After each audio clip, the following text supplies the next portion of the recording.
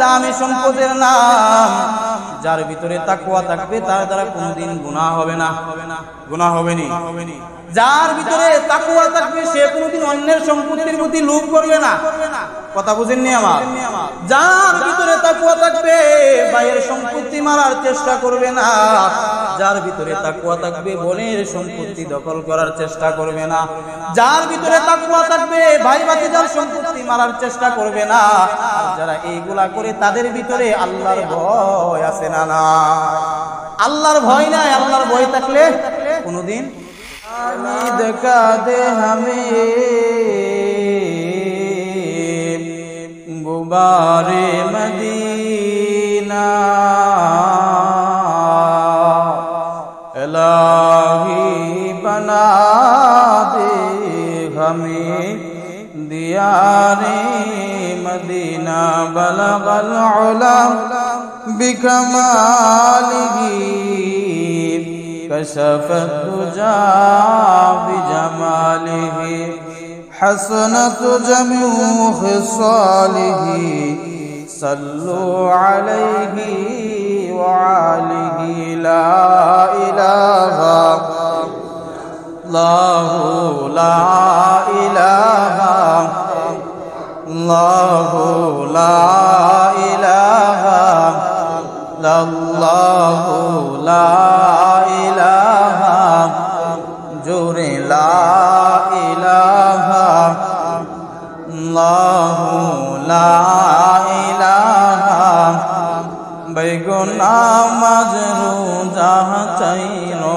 না high high মা বাবার খেদমত বইল না বেগুনা মাজরু যাহা চাইলো না হাই হাই মা বাবার খেদমত বইল না নামাজ ছাড়লে খেদমত ভুললে নামাজ ছাড়লে খেদমত ভুললে জাহান্নাম তোমার ঠিকানা লা ইলাহা আল্লাহু লা ইলাহা আল্লাহু লা ইলাহা লা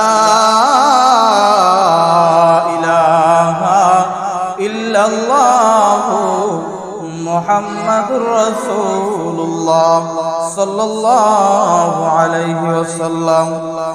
আলহামদুলিল্লাহ, মহান রব্বুল আলামিনের দরবারে লক্ষ কোটি গুণ শুকরিয়া যে আল্লাহ রাব্বুল আলামিন আপনাকে আমাকে অত্যন্ত মায়া মহব্বত করি আল্লাহর পবিত্র করে দুনিয়ার সর্বশ্রেষ্ঠ জায়গায় জুমার নামাজ পড়ার জন্য আসার বসার তৌফিক দান করেছেন। এজন্য আমরা সকলেই ঈমানি আওয়াজে কালিমাতুশ শুকর আদায় করি আলহামদুলিল্লাহ। লক্ষ কোটি গুণ দুরূদ ও সালাম সাইয়্যিদুস সাকালাইন জনাবে মুহাম্মদুর রাসূলুল্লাহ সাল্লাল্লাহু আলাইহি সাল্লামের উপর। সম্মানিত মুহতারাম হাজিরিন, আমি আপনাদের সামনে মানবতার মুক্তির সনদ মহাগ্রন্থ আল কোরআনের এখানে আয়াতে কারিমা এবং রাসূলুল্লাহ সাল্লাল্লাহু আলাইহি সাল্লামের অসংখ্য অগণিত হাদিস থেকে এখানে হাদিস পাঠ করেছি। আল্লাহ রাব্বুল আলামিন যদি আমাকে তৌফিক দান করেন তাহলে আমার আয়াত এবং হাদিসকে সামনে রেখে একই বিষয়ের উপর কিছু আলোচনা করার চেষ্টা করব। আমা তৌফিক ইল্লা বিল্লাহ। সম্মানিত মুহতারাম হাজিরিন, দেখুন আমার আয়াতে কারিমার মধ্যে আল্লাহ রাব্বুল আলামিন সর্বপ্রথম বলতেছেন ইয়া আইয়ুহাল্লাযীনা আমানুত্তাকুল্লাহ, হে ঈমানদারগণ, হে ঈমানওয়ালাগণ, আমানুত্তাকুল্লাহ, তোমরা আমি আল্লাহকে ভয় করো। কাকে ভয় করো? আল্লাহ বলছেন হে ঈমানদারগণ তোমরা আমি আল্লাহকে ভয় করো। ওয়াকুলু কাওলান সাদীদা, দ্বিতীয় নম্বরে তোমাদের জবান দ্বারা যেই কথা বাহির করবা ওই কথাটা যেন সত্য কথা হয়, সদা সর্বদা সত্য কথা বলো। তাহলে এখানে কয়টা সবক পাইলাম? দুইটা সবক। নাম্বার 1 আল্লাহর ভয়, দ্বিতীয় নম্বর জবান দ্বারা যে কথা বাহির করি সত্য কথা বাহির করতে হবে। যদি আমরা আল্লাহকে ভয় করে চলতে পারি আর আমাদের মুখ দিয়া যেই কথা বাহির করি ওই কথাটা যদি সত্য হয় আমাদের কি লাভ হবে? আল্লাহ বলেন তোমাদের দুইটা লাভ হবে। এক নম্বর লাভ হলো ইউসলিহ লাকুম আ'মালাকুম, এক নম্বরে আমি আল্লাহ তোমাদের যত ত্রুটিযুক্ত আমল আছে আমি আল্লাহ ওই আমলগুলা ত্রুটি মুক্ত করিয়া কবুল করে নিব। সুবহানাল্লাহ। ওয়া ইয়াগফির লাকুম যুনুবাকুম, দ্বিতীয় নম্বর হলো আমি আল্লাহ তোমাদের জীবনের কৃত সমস্ত গুনাহ মাফ করে দেব। তাহলে দুইটা কাজ করতে পারলে দুইটা পুরস্কার। এক নম্বর কি? আল্লাহ ভয়, দ্বিতীয় নম্বর সদা সত্য কথা। আমাদের এখন যেন মুখ দ্বারা যে কথাই বাহির হয় বেশিরভাগই মিথ্যা কথা বাহির হয়, ঠিক না? মিথ্যা কথা বলার জন্য কেউ দাওয়াত দিয়ে নেওয়ানো লাগে না, নিজে থেকেই কি মিথ্যার জন্য আমরা আগায়া যাই। মিথ্যা কথা বলা, মিথ্যা সাক্ষী দেওয়া, মিথ্যা তহমত দেওয়া, এইগুলা কবিরা গুনাহ। কি গুনাহ? কবিরা গুনাহ।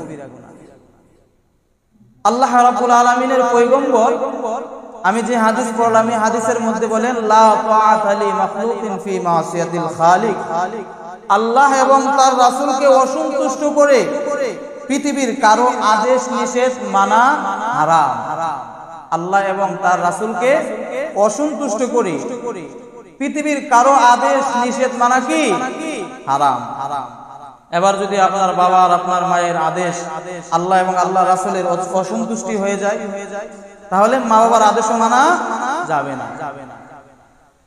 আরে মুসলমান ভাইরা রে আমার, এই যে আমি বললাম আপনাদেরকে আল্লাহকে ভয় করো, তার মানে আল্লাহকে ভয় করলে কি লাভ হবে? লাভটা একটু পরেই বলতেছি। যারা আল্লাহকে ভয় করে চলবে তাদেরকে কি বলে? এই সবক আগে নেন। আল্লাহ বলেন যারা আমি আল্লাহকে ভয় করে চলবে তাদেরকে আমি আল্লাহর কোরআনের ভাষায় বলা হয় মুত্তাকি। কি বলা হয়? মুত্তাকি বলা হয়।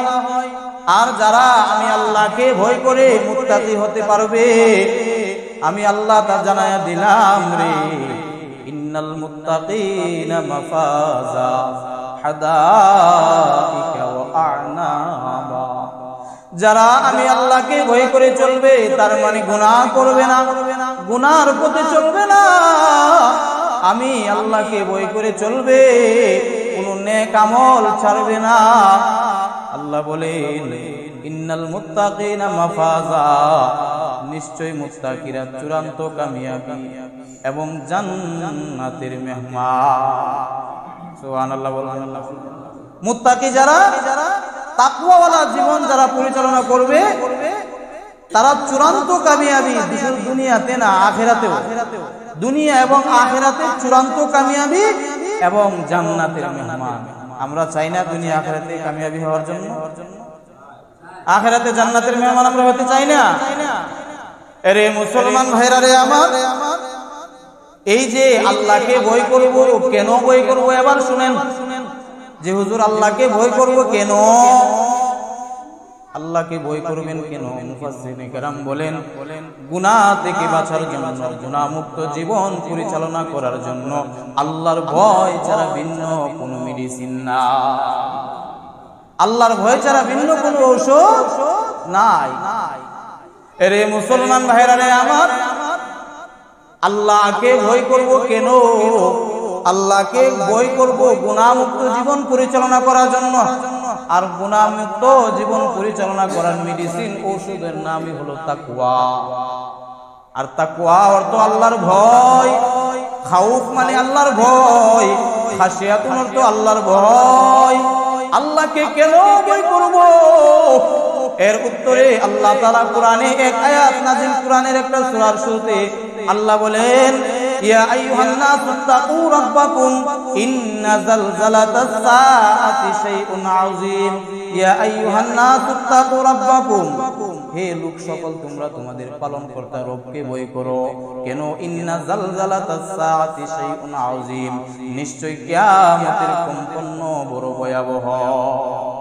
আল্লাহকে কেন ভয় করব হুজুর? আল্লাহ কি ভয়ঙ্কর? না না, আল্লাহ ভয়ঙ্কর না, যারা আল্লাহর কথা শুনবে না, আল্লাহর কথা মানবে না, আল্লাহর বিধিবিধান মোতাবেক জীবন পরিচালনা করবে না, তাদের জন্য আল্লাহ ভয়ঙ্কর না, আল্লাহর আযাব গজব তাদের জন্য ভয়ঙ্কর। আল্লাহ যদি ভয়ঙ্কর হইতো, আমরা যখন নামাজ না পড়া ফজরের সময় মসজিদে ঘুমাই থাকি, ওই সময় কি ফেরেশতা ফাটায়, মালাকুল মউত ফাটায় কি জানটা নিয়ে নিতে পারত। কারণ আল্লাহ আমাদেরকে এত সুন্দর একটা আরামের নিয়ামত ঘুম দিলেন। হ্যাঁ, এই ঘুম পাইয়া আমরা আল্লাহর কথা মনে আসেনি, কথা বলেন না। আল্লাহর কথা মনে থাকলে কি মসজিদে না আইসা পারলেন না? হ্যাঁ, ঘুম থেকে 8টার সময় 7টার সময় উঠি, আর ফজরের ওক্ত ওই সময় চইলা যায়, জামাতে পূর্ব দূরের কথা, ওক্ত মতোই ফজরের নামাজ অনেকে পড়ে না। রে মুসলমান ভাইরা রে আমার, তাহলে বলেন যাদের ভিতরে আল্লাহর ভয় আছে তারা শুধু ফজরের নামাজ না, অন্য নামাজও ছাড়বেনি, কথা বলেন না, আমার কথা বুঝেন না? যাদের ভিতরে আল্লাহর ভয় আছে তারা শুধু নামাজ নয়, কোন নেক আমলই ছাড়বে না। আল্লাহর পয়গম্বর বিশ্ব নবী রাহমাতুল লিল আলামিন বলেন, তাকওয়ার জীবন যারা পরিচালনা করতে পারবে, আল্লাহকে ভয় যারা করতে পারবে, মুত্তাকির পথ যারা ধরতে পারবে, গুনাহমুক্ত জীবন যারা পরিচালনা করতে পারবে, আল্লাহর পয়গম্বর রাহমাতুল লিল আলামিনের হাদিসের ব্যাখ্যায় মুফাসসিরিনে কেরাম বলেন, তাদেরকে আল্লাহ রাব্বুল আলামিন কিছু পুরস্কার দান করবেন। কি দান করবেন? তাদেরকে কিছু পুরস্কার দান করবেন। 1 নম্বর পুরস্কার হলো আল্লাহ তাআলা তাদের রুজি রোজগার নিজ জিম্মায় ঘরে পৌঁছায়া দিবেন। কথা বলেন না? 1 নম্বরে রুজি রোজগার, এর জন্য চিন্তা করতে হবে না, টেনশন করতে হবে না, আল্লাহ নিজ জামিন জিম্মাদার হইয়া আপনার আমার ঘরে এই রিজিকের ফয়সালা করিয়া দিবেন। 2 নম্বর, আপনার আমার সামনে পিছনে যত বিপদ মুসিবত আছে, আল্লাহর পয়গম্বর রাহমাতুল লিল আলামিনের হাদিসের ব্যাখ্যার মধ্যে বলে দেন, 2 নম্বর পুরস্কার হলো তার সামনে যত মুসিবত আছে, আল্লাহ রাব্বুল আলামিন নিজ দায়িত্বে তাকে মুসিবত থেকে উদ্ধার করার জন্য সামনের রাস্তা খুলিয়া দিবে। মুসিবতে বাঁচাইয়া রাখবেন না, মুসিবত থেকে বাঁচার জন্য রাস্তা খুলিয়া দিবে। আরে মুসলমান ভাইরা রে আমার, আল্লাহকে কেন বই করব বলতেছিলাম, আমরা আল্লাহকে বই করব এজন্য, আল্লাহ ভয়ঙ্কর না, আল্লাহর আযাব গজব বড় ভয়ঙ্কর। যারা আল্লাহর হুকুম আহকাম মানে না, শরীয়তের বিধিবিধান মানে না, নবীর তরিকা মতো জীবন পরিচালনা করে না, তাদের জন্য আল্লাহর আযাব গজব বড় ভয়ঙ্কর। কেমন আযাব গজব বড় ভয়ঙ্কর কেমনে বুঝবো? আল্লাহ বলেন, ইয়াউমা তারাউনাহা তাযহালু কুল্লু মুরদিআতিন আম্মা আরদাআত ওয়া তাদাউ কুল্লু দাতিন হামলিন হামলাহা ওয়া তারান নাসা সুকারা ওয়া মা হুম বিসুকারা ওয়ালাকিন্না আযাবাল্লাহি শাদীদ। আল্লাহ বলেন, ইয়াউমা তারাউনাহা তাযহালু কুল্লু মুরদিআতিন আম্মা আরদাআত, কিয়ামতের কম্পন্য যে বড় ভয়ঙ্কর, যেদিন মানুষগুলা দেখবে, ইয়াউমা তারাউনাহা তাযহালু কুল্লু মুরদিআতিন আম্মা আরদাআত, প্রত্যেক স্তনা দানকারী নারীরা সন্তানদেরকে বুকের দুধ পান করাইতেছে, ওই সন্তানের কথা কিয়ামতের ভয়ঙ্কর কম্পনের আওয়াজ শুনিয়া সন্তানের কথা ভুইলা যাবে। গর্ভবতী মা বোনগুলা যারা গর্ভবতী, তাদের সন্তান কেমনে কখন কোন মুহূর্তে প্রসব হয়ে যাবে, ভূমিষ্ঠ হয়ে যাবে বলতে পারবে না। কিয়ামতের কম্পন এত বড় ভয়াবহ হবে, কিয়ামতের কম্পন কেমন হবে? আল্লাহ বলেন, মানুষগুলাকে ওই সময় পাগল নেশাগ্রস্ত দেখা যাবে।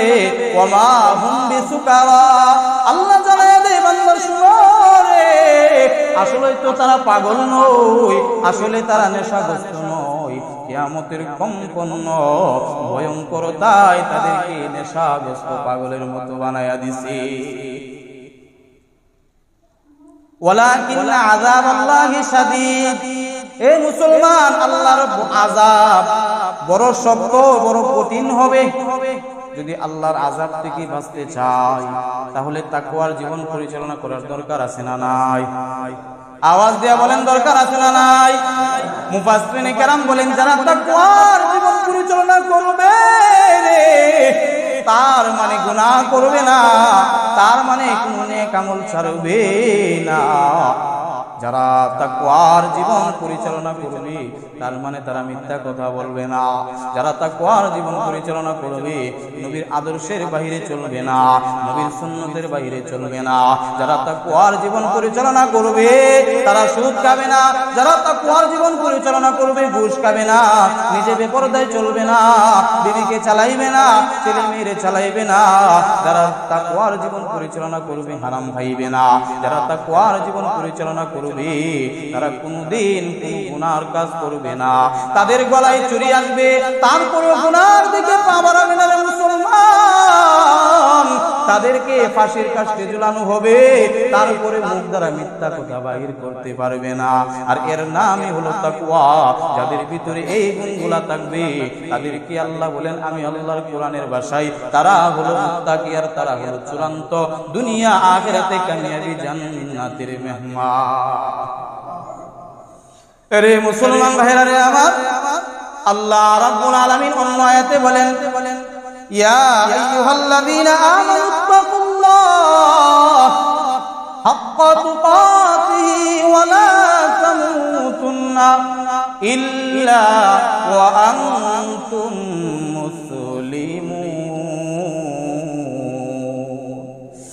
আল্লাহ রাব্বুল আলামিন বলেন, ইয়া আইয়ুহাল্লাযীনা আমানুত্তাকুল্লাহ, হে ঈমানদারের দল, তোমরা আমাকে, আমি আল্লাহকে ভয় করো। কেমন ভয় করো? আল্লাহ বলেন, হাক্কা তুকাতিহি, ভয় করার মতো ভয় করো। কেমন ভয় করো? ভয় করার মতো ভয় করো। যে ভয় করলে নামাজ ছাড়বো নাকি? আল্লাহর ভয় থাকলে নামাজ ছাড়তে পারবো। যে ভয় করলে সুদে টাকা লাগাইতে পারবো, টাকা আনতে পারবো। যে ভয় করলে হারাম কাজ, নাজায়েজ কাজ করতে পারবো। আমি আল্লাহকে ভয় করো। কেমন ভয় করো? ভয় করার মতো ভয় করো। ওয়ালা তামুতুন্না ইল্লা ওয়া আনতুম মুসলিমুন। আর তোমরা পরিপূর্ণ মুসলমান না হইয়া মৃত্যুবরণ কইরো না। কি না হইয়া? পরিপূর্ণ মুসলমান। তাইলে হুজুর আমরা কি মুসলমান না? আমরা তো মুসলমান হই, কিন্তু পরিপূর্ণ মুসলমান না। আরে মুসলমান ভাইরা রে আমার, বুঝার জন্য আল্লাহর পয়গম্বরের একটা হাদিস দ্বারা আপনাদেরকে উদাহরণ দেই। আল্লাহর পয়গম্বর বলেন, ইসলামটা হলো একটা তাঁবুর মতো। কিসের মতো? তাঁবুর মতো। তাঁবু চিনি আমরা? একটা তাঁবুর মতো। এই তাঁবুর মাঝখানের খুঁটি হলো কালেমা, ঈমান। তাঁবুর এক পাশে খুঁটি হলো নামাজ, আরেক পাশের খুঁটি হলো রোজা, আরেক পাশের খুঁটি হলো হজ, আরেক পাশের খুঁটি হলো যাকাত। এবার যদি আপনার ভিতরে কালেমা না থাকে, আপনার কথার দ্বারা, আপনার কাজের দ্বারা যদি আপনার ঈমান চলে যায়, তার মানে তাঁবুর মধ্যবর্তী খুঁটি আপনার না। আসেনি? তুফান আইলে লাগবনি?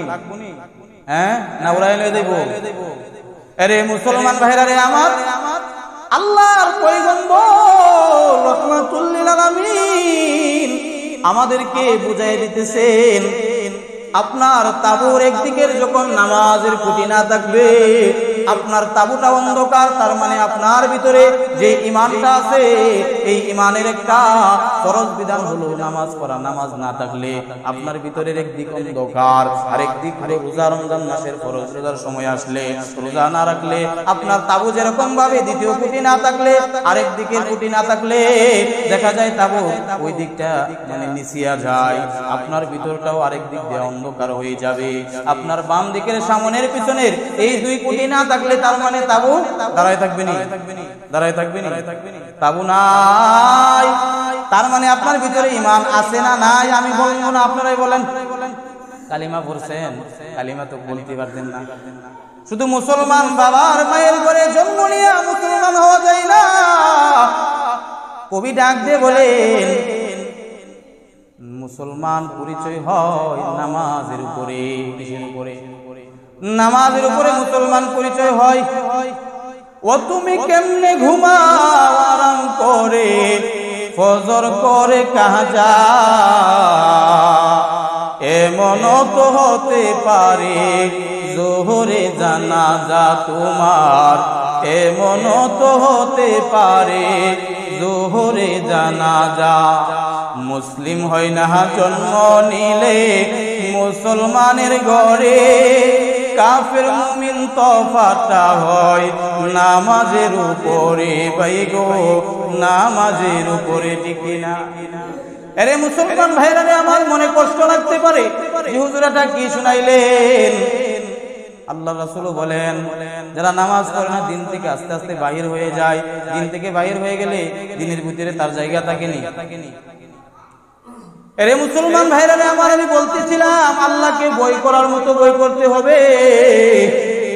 আর মুসলমান না হইয়া মৃত্যুবরণ করা যাবে না। তার মানে আমরা যারা এখন মুসলমান আছি, পরিপূর্ণ মুসলমান আমরা এখনো হইতে পারি নাই।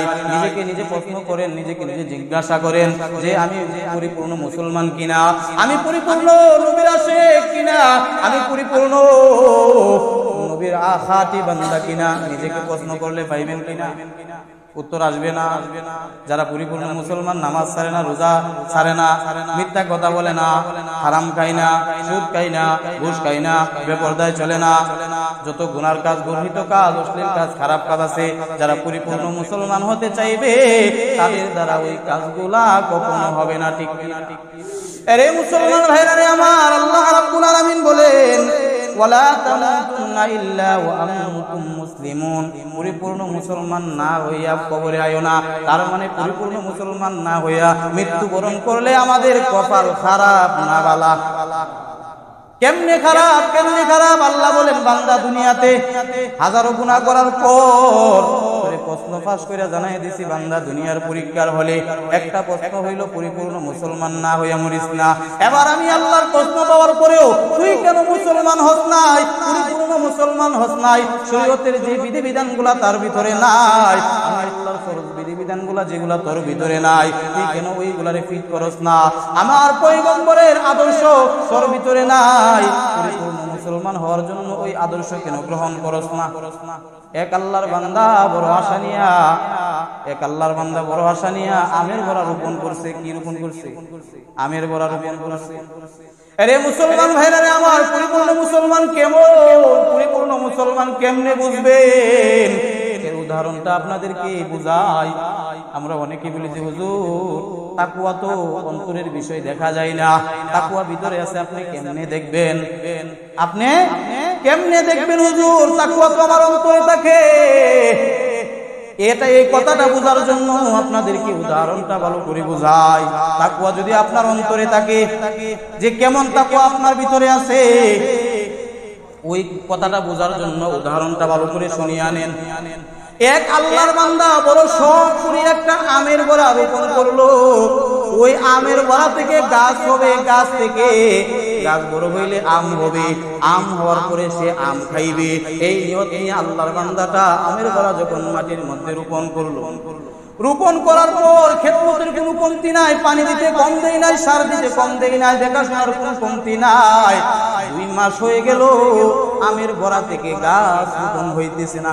মনের ভিতরে বড় সন্দেহ ঢুইকা গেছে যে গাছ হইতেছে না, কোন দিন গাছ হবে আর কোন দিন আম ধরবে, কোন দিন খাইবো। দৌড়িয়া কৃষি বিভাগের অফিসের কাছে গিয়া কৃষি বিভাগের প্রধান অফিসারকে ডাক দিয়ে বলেন, ও কৃষি বিভাগের অফিসার, আমি তো 2 মাস হয়ে গেল একটা আমের বড়া রোপণ করছি, ওই আমের বড়া থেকে তো গাছ হইতেছে না, আপনি কি একটু পরীক্ষা নিরীক্ষা করে দেখবেন? কৃষি বিভাগের অফিসার আমের বড়াটা পরীক্ষা নিরীক্ষা কইরা তার রেজাল্ট জানাইয়া দিই, এ ভাই আপনার রেজাল্টটা জানিয়ে নেন, আপনি যেই বড়াটা রোপণ করছেন গাছ হওয়ার জন্য আমের বড়াটা বড়ই শক্ত, এর মাঝখানে নরম একটা অংশ থাকে, আর ওই অংশ থেকে আমের বড়া রোপণ, গাছ রোপণ হয়।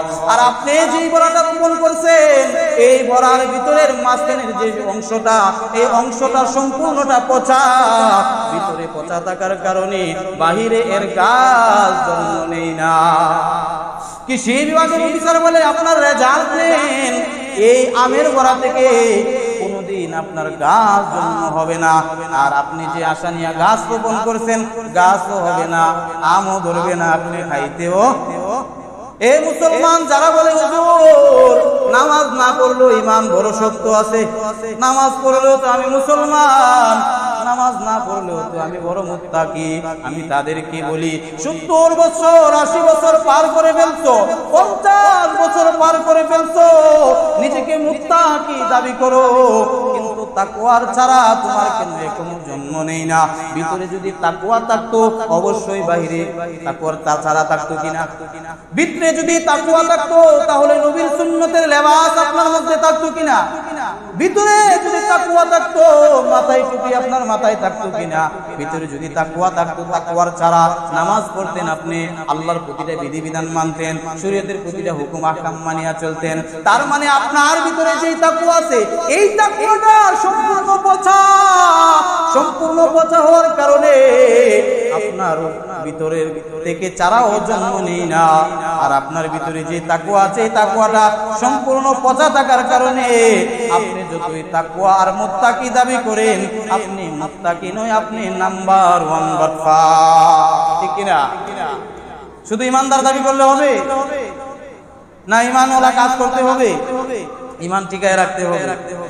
এরে মুসলমান ভাইরা রে আমার, আমি বলতেছিলাম তাকওয়া এমন এক দামি সম্পদের নাম, যার ভিতরে তাকওয়া থাকবে তার দ্বারা কোনোদিন গুনাহ হবে না।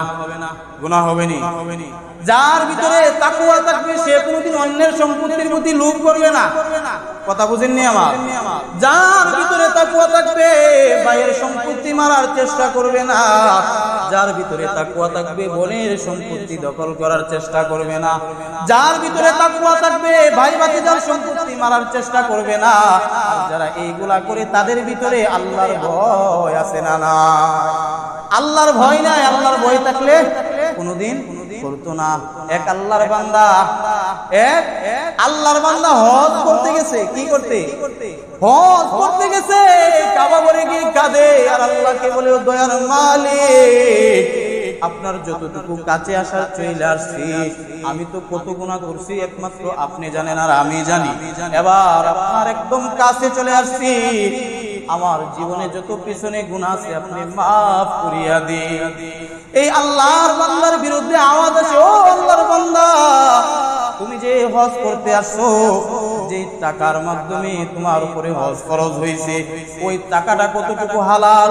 আমি তো দেখতে পাই ওই টাকাটা তোমার ভাইয়ের সম্পত্তি মাইরে আনছো, তোমার বোনের সম্পত্তি মাইরে আনছো, এতিমের সম্পত্তি মাইরে আনছো, দুর্বল মানুষের সম্পত্তি মারিয়া আজকে তুমি টাকাওয়ালা হইয়া হজ করতে আইছো। এ বান্দা এখন কাবা করে কাঁদলে কোনো লাভ হবে না। এ বান্দা ভালো করে তোর ফলাফল জানিয়া নে।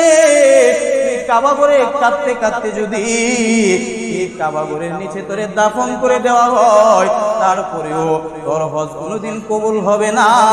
জাহান্নামের আগুন থেকে কোনোদিন বাঁচতে পারবি না। যা যা তাড়াতাড়ি যাদের সম্পত্তি মারছো ওদের সম্পত্তি গুলা ফিরাইয়া দিয়া হালাল টাকায় হজ করতে তাহলে হালাল ছাড়া কোনো মূল্য নাই। এ মুসলমান, আল্লাহর পয়গম্বর বলেন যারা হারাম খায় 40 দিনের কবুল ইবাদত পর্যন্ত নষ্ট হয়ে যায়। 40 দিনের কবুল ইবাদত পর্যন্ত নষ্ট হয়ে যায়। আমার এই পাঞ্জাবির মধ্যে 9 টাকা হালাল 1 টাকা হারাম হলে এই পাঞ্জাবি পরে নামাজ পড়লেও নামাজ হবে না। এই কথা বলো না।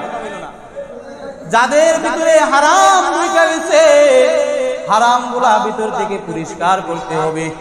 এই হুজুর পরিষ্কার করার জন্য কি বিষ খাইলাম? পরিষ্কার করার জন্য বিষ খাওয়া যাইব? তাহলে বিষ খেলে তো দুনিয়ার খেলা শেষ, আখিরাতে খেলা শেষ। এই ভিতর থেকে আপনার হারামকে পরিষ্কার করার জন্য আপনার পিছনের সমস্ত গর্হিত কাজ গুনার কাজের উপরে 1 নম্বরে লজ্জিত হইতে হবে। তারপরে দেখতে হবে আমার ভিতরে যে হারামটা ঢুকছে, এই হারামটা কি আল্লাহর পক্ষ থেকে আল্লাহর হক ছিল না বান্দার হক ছিল? বান্দার হক হইলে কারো যদি 500 টাকা মাইরা থাকেন, এই 500 টাকা তারে তাৎক্ষণিক আদায় করে দিতে হবে আর তার কাছ থেকে মাফ নিতে হবে। কারণ বান্দার হক আল্লাহও মাফ করে নাই, বান্দার হক আল্লাহ মাফ করবে না। আপনি যদি কারো 1 টাকা 1 পয়সা মাইরা খান, এর হিসাবও করাই আল্লাহর কাজ গড়ায় দাঁড়ায় আপনারে দিতে হবে। এরে মুসলমান ভাইরা রে আমার, আমি বলতেছিলাম তাকওয়া এমন একটা দামি সম্পদের নাম। আল্লাহ বলেন আমি কুরআন নাযিলের শুরুতে তাকওয়ার বয়ান করেছি। হুদাল্লিল মুত্তাকিন আল্লাযীনা ইউমিনুনা বিল গায়ব ওয়া ইউকিমুনাস সালাহ ওয়া মিম্মা রাযাকনাহুম ইউনফিকুন ওয়াল্লাযীনা ইউমিনুনা বিমা উনজিলা ইলাইকা ওয়া মা উনজিলা মিন ক্বাবলিক ওয়া বিল আখিরাতি হুম ইউকিনুন। আমি আল্লাহ কুরআন নাযিলে কুরআনের শুরুতে তাকওয়ার বয়ান করিয়া জানাই দিছি বান্দা, যার ভিতরে 6টা গুণ থাকবে, যার ভিতরে 6টা গুণ থাকবে সে হলো মুত্তাকি। আর যার ভিতরে এই গুণগুলা থাকবে না সে কোনোদিন মুত্তাকি হতে পারবে না। শুধু দাবি করলেই হবে না, কাজে কর্মে? কাজে কর্মে।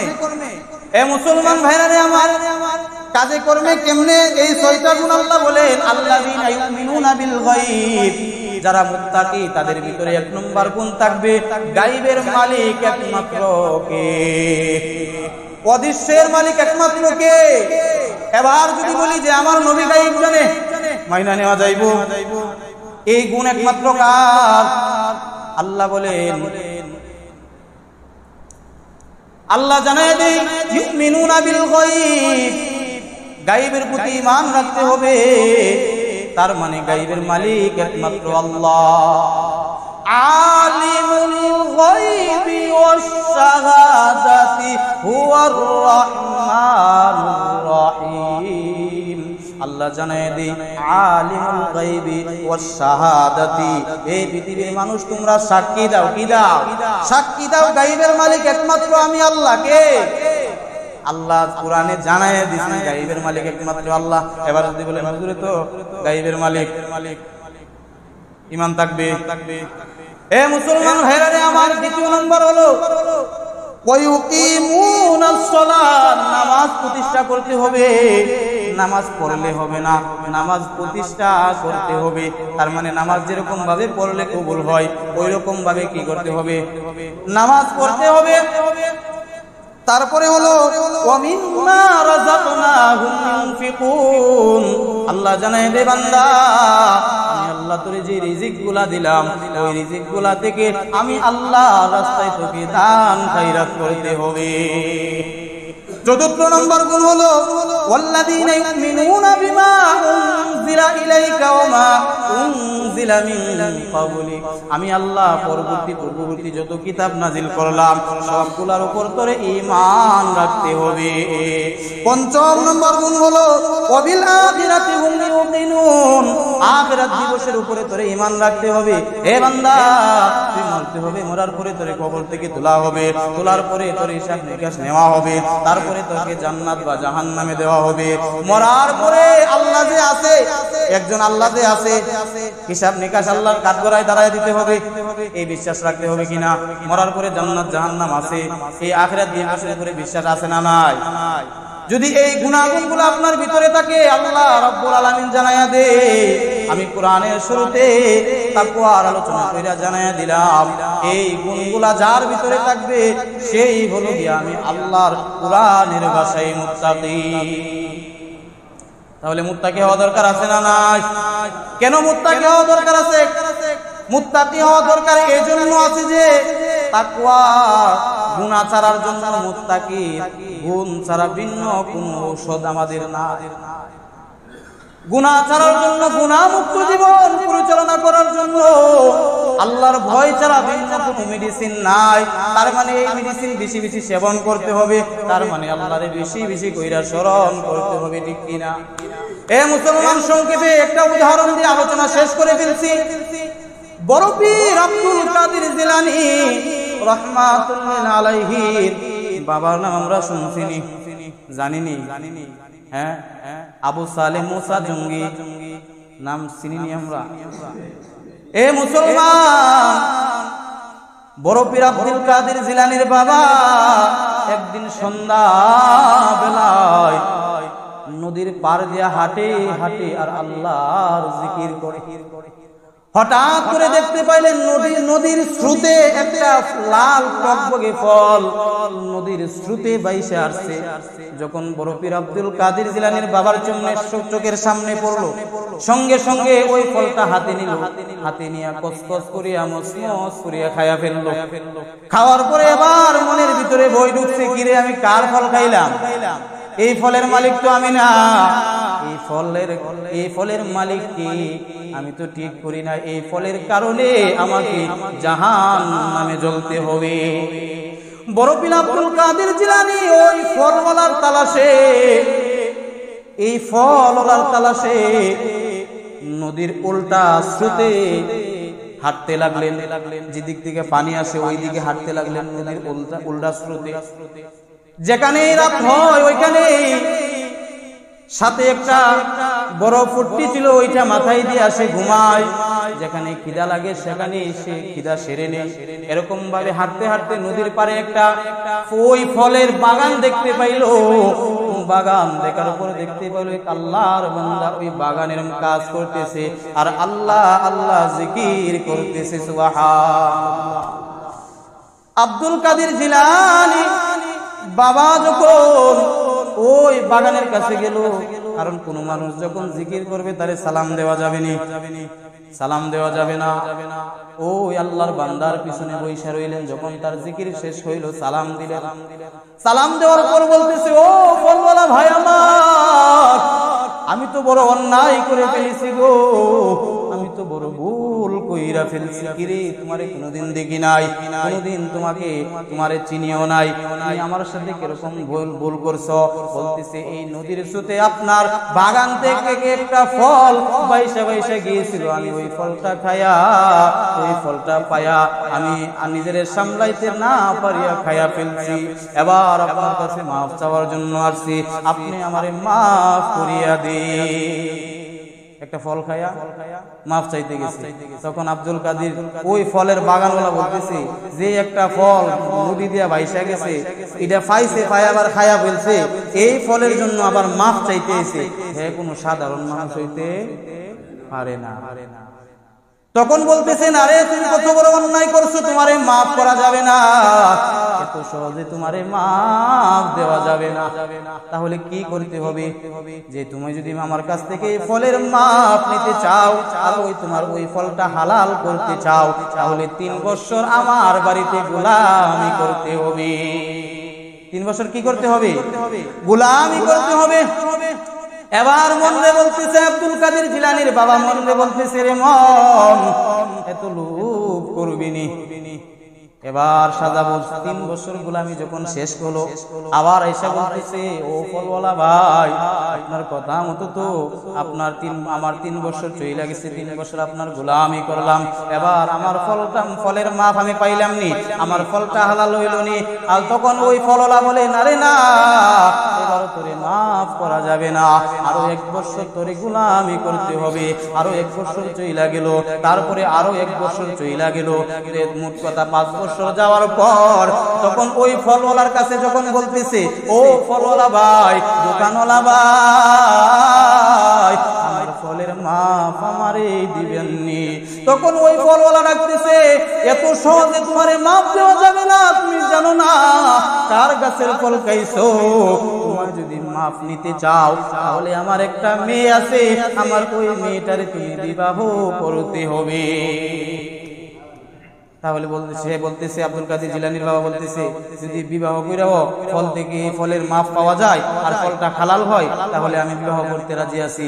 তখন আব্দুল কাদের জিলানীর বাবারে ডাক দিয়ে বলেন, ও আব্দুল কাদের জিলানীর বাবা, তুমি যেই মেয়েটারে বিবাহ করবা, জানোনি রে জানোনি, এই মেয়েটা চোখে দেখতে পারে না, 2টা চোখ অন্ধ, এই মেয়েটা হাঁটতে পারে না, 2টা পা নাই, ওই মেয়েটা কর্ণদ্বারা কান দিয়া শুনে না, এই মেয়েটার একটা কানও নাই, এই মেয়েটা হাঁটতে পারে না, এই মেয়েটার হাত নাই, তুমি ওই মেয়েটারে বিবাহ করবানি? তখন ওই আব্দুল কাদের জিলানীর বাবা বলতেছে, যদি আমাকে মাফ নিতে হয়, বিবাহ না করা ছাড়া উপায় আছে? কেমন আল্লাহর ভয়, কেমন তাকওয়া তাদের ভিতরে ছিল, যে মানুষটারে বিবাহ করবে তখন ওই ফলওয়ালা তার মেয়েরে যখন আসার জন্য বললেন, তখন আব্দুল কাদের জিলানীর বাবা চিন্তা করলেন যে বর্ণনা দিছে মেয়ের, এই মেয়ের হাত নাই পা নাই, গাইলের মতো অনন্ত ঘুরে ঘুরে আইব। হ্যাঁ, এক গ্লাস শরবত নিয়ে যখন সামনে আসলো, কার জন্য? আব্দুল কাদের জিলানীর বাবার জন্য যখন নিয়ে আসলো, আসার পর তখন আব্দুল কাদের জিলানীর বাবার জন্য যখন গ্লাস নিয়ে আসলো, তখন তো বেক খুলে গেছে। হ্যাঁ, কি বর্ণনা দিল আর কি কইতাছে। তখন আব্দুল কাদের জিলানীর বাবা বলতেছে, নিশ্চয় নিশ্চয় আমার ঈমান লুটানোর জন্য এই ব্যবস্থা, আমার ঈমান বাঁচাতে হবে, আমার ঈমান বাঁচাতে হবে, আমাকে তাড়াতাড়ি এই বাড়ি ছাইরা যাইতে হবে। পিছন থেকে যখন ডাক দেওয়া হলো, ওরে আব্দুল কাদের জিলানীর বাবা, ওই যাও, তো সহজে যাইতে পারবে না, ফলের মাপ নিতে না, ফলের মাপ নিতে কি করতে হবে, আমার মেয়েটার বিবাহ করবানি। আপনি যেই বর্ণনা দিচ্ছেন এই বর্ণনা অনুযায়ী যদি আপনার মেয়ে হয়, মেয়ে তাকে, তাহলে আমি বিবাহ করতে রাজি, কিন্তু আমার ঈমান নষ্ট হবে, আমার ঈমান ধ্বংস হবে, এরকম কোনো কাজ করতে আমি রাজি না। কিছুদিন পরে দেখা গেল বিবাহ হয়ে গেল, ফলওয়ালার বাগানওয়ালার মেয়ের সাথে আব্দুল কাদের জিলানীর বাবার বিবাহ হয়ে গেল। যখন বাবা মেয়েরে আর মেয়ের দামানকে ঘরের ভিতরে বাসর করার জন্য পাঠাইলেন, পাঠানোর পর আব্দুল কাদের জিলানীর বাবা তাকায়া দেখে, কিরে আগে যে গ্লাসে পানি নিয়ে আসছে, আসলে এই মানুষটাই সামনে, এই মানুষটাই সামনে। না না, বাবা বর্ণনা দিছে মেয়ে এরকম এরকম দুশ্মের, তাহলে এই মেয়ে কোথায় থেকে আসলো? না না, এটা তো আমার ঈমান ধ্বংস করার চক্রান্ত। দৌড়িয়া বাড়ি থেকে, ঘর থেকে বাইর হইয়া রওনা হয়ে গেল, যে আর থাকবে না, ওই ফলওয়ালার বাড়ি ছাড়িয়া চলে যাবে। পিছন থেকে বাবা ডাক দিয়ে বলে, এরে দামান আমার, কই যাও কই যাও, আমার কথা ভালো করে শুনিয়া যাও। আমি যে মেয়ের কথা বলেছিলাম, ওই মেয়েটা, যে মেয়েটার সাথে তোমারে বাসর করার জন্য ঘরের ভিতরে দিয়েছি, ওই মেয়েটাই আমার মেয়ে। আমি কেন বললাম এই মেয়েটার চোখ বন্ধ? কারণ আমার মেয়েটা শাহবালগা হওয়ার পর থেকে আজ পর্যন্ত কোনো বেগানা পুরুষকে দেখে না। আমি কেন বললাম আমার মেয়ে কানে শোনে না? কারণ আমার মেয়েটা শাহবালগা হওয়ার পর থেকে আজ পর্যন্ত কোনো পরপুরুষের কথা শুনে নাই। আমি কেন বললাম আমার মেয়েটার দুইটা হাত নাই? কারণ আমার মেয়েটা শাহবালগা হওয়ার পর্যন্ত পরে আমার মেয়েটা যখন শাহবালগা হইল, এরপর থেকে আজ পর্যন্ত আমার মেয়েটা এই দুই হাত দ্বারা এমন কোনো কাজ করে নাই যে পরপুরুষ দুইটা হাত দেখছে। আমার মেয়েটা এমন কোনো কাজ করে নাই পা দিয়ে হাঁটিয়া গিয়া পরপুরুষ দেখবে। তাহলে আমার মেয়েটার এই গুণাগুণ গুলা যে বললাম ঠিক আছে কিনা? এবার বলতেছে আব্দুল কাদের জিলানীর বাবা যে এবার ঠিক আছে, তাহলে আমারে কেন মিথ্যা কথা বললেন? কারণ আমি মিথ্যা কথা বললাম, তুমি যে তোমার ভিতরে যে তাকওয়া, তোমার ভিতরে যে আল্লাহর ভয়, প্রথমে আমি তোমাকে দেখে বুঝা ফেলছিলাম একটা ফল ভুলতো আমার কাছ থেকে পইরা নদীর স্রোতে ভাইসা গেছে, এটার মাপ পাওয়ার জন্য তুমি অনেকদিন হাইটে আমার কাছে আসছো, এরপরে গোলামি করছো, এরপরে গোলামি করার পরে আমার অন্ধ, আমার হাত নাই পা নাই, আমার কান দ্বারা শুনে না, এমন মেয়ের বিবাহ করার জন্য রাজি হইছো একমাত্র ওই ফলটা হালাল করানোর জন্য। আর আমার যে মেয়েটা, এই মেয়েটার জন্য উপযুক্ত তুমি ছাড়া আর কেউ হতে পারে না। যখন বাসর হয়ে গেল, কিছুদিন সংসার চলতেছে, তারপরে দেখা গেল এই আব্দুল কাদের জিলানী রহমতুল্লাহি আলাইহির বাবা এবং ওই যে মেয়ের সাথে বিবাহ হয়েছিল, এই মেয়ের গর্ভ থেকে বড় পীর আব্দুল কাদের জিলানী জন্ম নিয়েছে।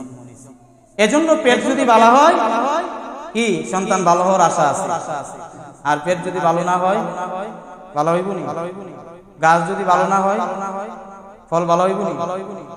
এ মুসলমান, এজন্যই বললাম শেষ করে ফেলি, আল্লাহর ভয়, আল্লাহকে ভয় করে চলবেন। কথা বলেন না, আল্লাহকে ভয় করে চলবেন।